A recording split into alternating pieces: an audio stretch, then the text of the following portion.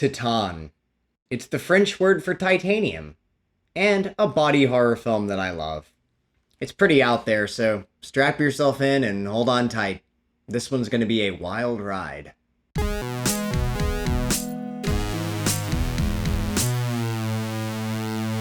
The previous film from director Julia Ducournau, Raw, is the kind of film that scares people away when I tell them about it. It's about a vegetarian girl that tries meat for the first time and then becomes a cannibal. No, it's not a terrible B-movie. I promise it's a serious drama. Going into Titane, I knew to expect some insane body horror, but I was still surprised with the places this movie went. It's not for the faint of heart. Yet, what is best about this film isn't that it's gory or shocking, it's that it has an oddly emotional story. The director even referred to it as a love story and considers the movie to have a happy ending. And I decided that I would do that for my second picture, that I would talk about love. I said this as a challenge to myself, if you will. Titane is pure art house horror that I would recommend for fans of David Cronenberg or David Lynch. The Davids. It's a film with generous nudity, gory kills, and extreme body transformation, so maybe not a movie for everyone. Body horror is a divisive subgenre of horror. Some people don't mess with horror movies at all because they get too scared. But even for some who like horror, body horror is where the line is drawn, because it gets more disturbing, uncomfortable, and gross.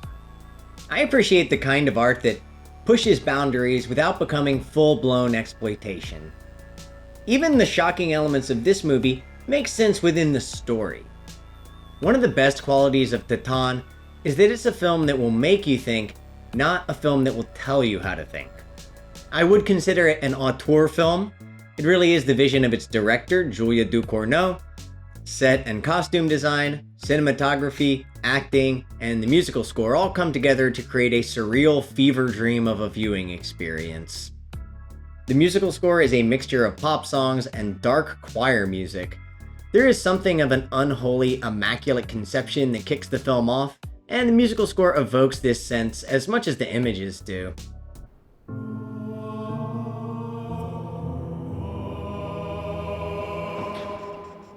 The few pop songs sprinkled throughout accompany a scene of horrific murders and a few scenes of male bonding. It's also a film that changes gears throughout, incorporating themes about depression and separation on top of its body horror premise. Titane is a film about transformation. It was physically demanding for the actors, featuring many scenes of intense suffering. From the conception to the release was a 2-year process. 2 years is a long time, certainly not an insignificant commitment to a single project. One lead is a psychopath, and the other lead is willfully delusional, so mental illness plays into the story. The performances from the two leads are great. It really helps to sell the premise of the movie, which could have turned out unintentionally hilarious with less talented actors. The opening credits feature fetishized images of an engine. It's all slick and wet, just look at that sexy engine roaring. We're introduced to a young girl named Alexia, sitting in the backseat, imitating the sounds of the car. She seems to be experiencing pleasure whenever the car goes over a bump. Her father turns to yell at her. She's injured in an accident, and a metal plate is put into her head. Afterwards, Alexia walks up to the car, then hugs and kisses it, followed by a title reveal. As an adult, she's seen putting on her lipstick in the rearview mirror of a car. This opening scene is shot in one long take that weaves in and out of a crowded strip club for auto enthusiasts. The staging and camera work is impressive. In a single shot, Alexia goes from her street clothes into a revealing outfit, licking a Cadillac and twerking on its hood. It seems this movie is going to be about a woman who has a sexual fetish for machinery and engines, but it's really about a lot more. In the following shower scene, she gets her hair stuck in another girl's nipple ring and sadistically pulls it out. A fan aggressively chases her to her car and tries to make a move on her, so she stabs him through the skull with her hairpin and he vomits up green stuff. The next day, she eats breakfast like nothing happened. As she and her father make their lunches in opposing stances without any words spoken, the TV drones on about a series of murders in the background. Not only does our protagonist have a fetish for steel, it's revealed she's a full-blown psychopath. She might have been able to argue self-defense for the first kill scene in the movie, but then we witness her murder an entire house full of people, set ironically to an upbeat pop song. It's a scene that might be Tarantino-inspired, yet still has its own distinct feel. There's not really a reason for her to do any of this. She's making out with this girl on the couch and out of nowhere decides to kill her and her roommates. Alexia then burns down her house with her parents locked in it and hits the road. The main character of this movie is completely detached from the act of killing. And it might seem like this is going to be a slasher movie, but after the first act, she goes into hiding and the focus of the film shifts entirely. Before all of this, Alexia discovers she's pregnant after having sex with a car set to some ominous choir music. She's strapped into the front seat naked, and the car is bouncing up and down violently. It sounds like it would be laugh out loud funny, and it kind of is, but it works. Don't ask me why, I can't explain this one, you just gotta roll with it. It's a Cadillac covered in flames, so quite possibly an evil car, and Alexia is pregnant with a half-human, half-machine. It's Rosemary's Baby meets Blade Runner. She begins leaking oil out of her body. There's even a scene where she uses a dipstick to check herself.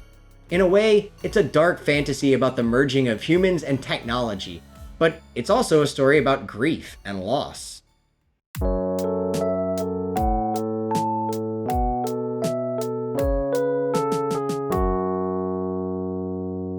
The male lead, Vincent, is a father with a missing son. He's the chief and patriarch at a fire station full of young men, and has to inject steroids into his ass in order to maintain his physical strength. One day, his son shows back up, and Vincent can't really tell if it's his son or not, but he goes along with it because he's willing to suspend his disbelief to have his son Adrian back. The child's room has not changed. It sits like a shrine to Adrian's memory. The only thing is that Adrian is actually our protagonist Alexia in disguise, after she saw a missing poster and an aged up image of Adrian.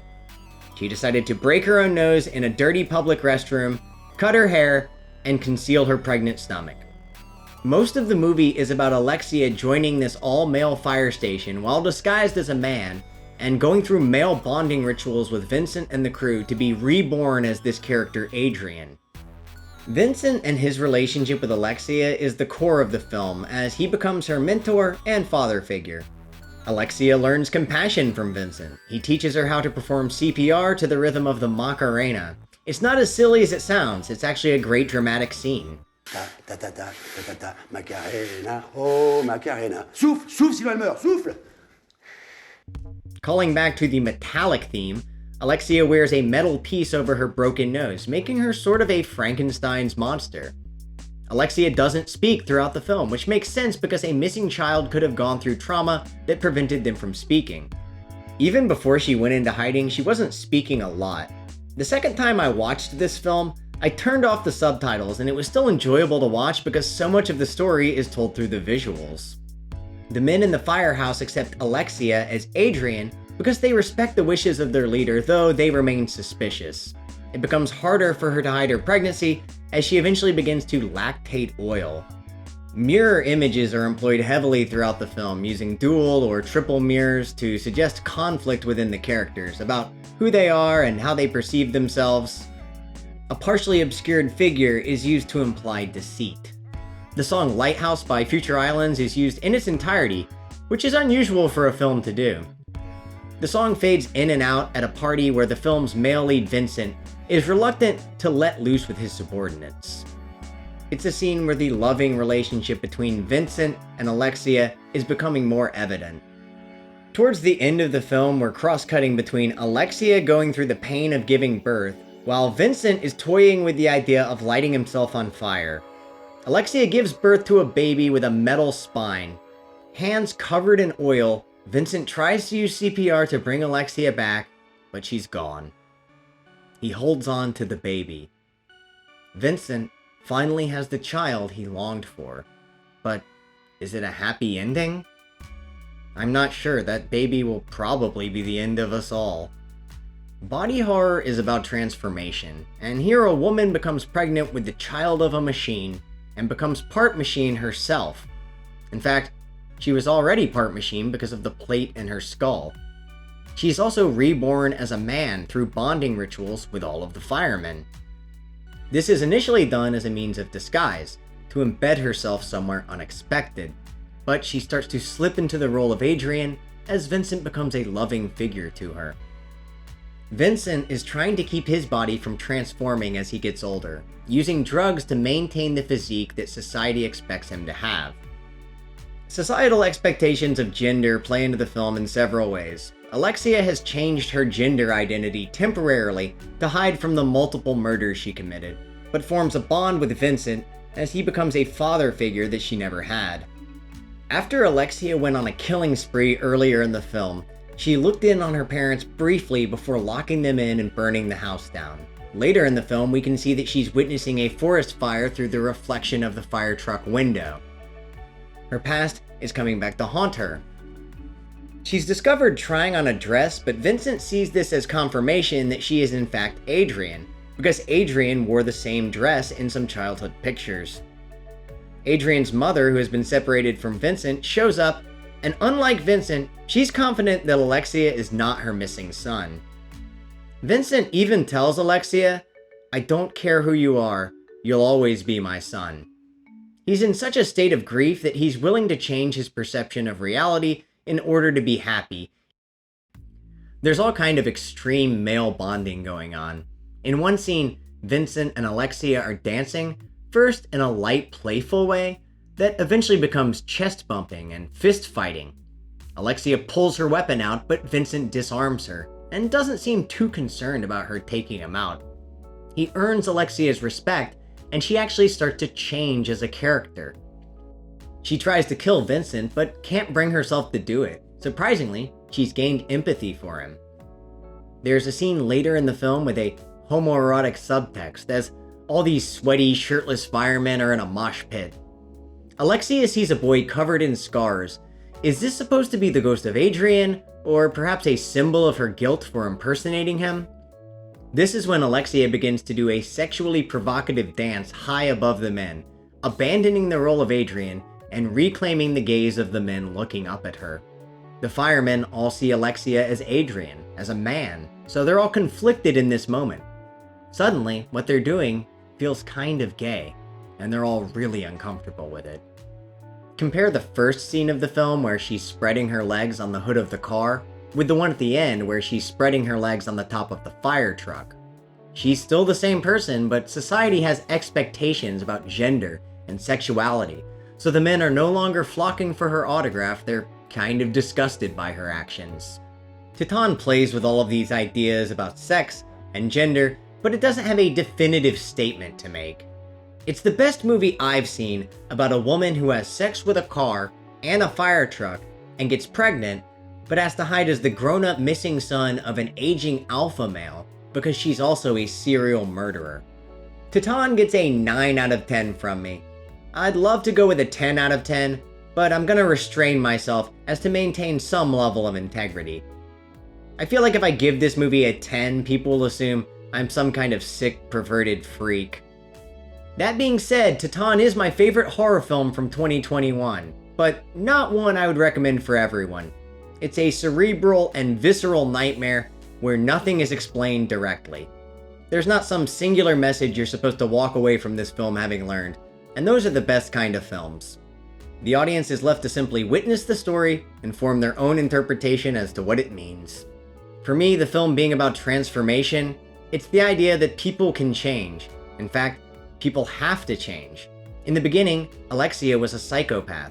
By the end, she's working as a firefighter and helping save lives. She can no longer bring herself to kill by the end of the film. She dies after giving birth, so she ultimately receives a punishment for the murder she committed, but she will live on through her child.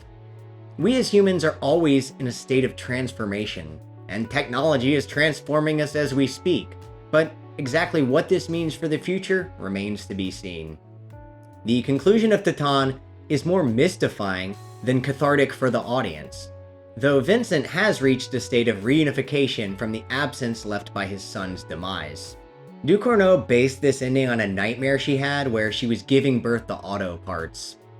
She considers the ending to be optimistic because the child is born out of love, but death of the author. I say the child is going to grow up to be the Terminator. The evil one from the first movie, not the good one from the second movie.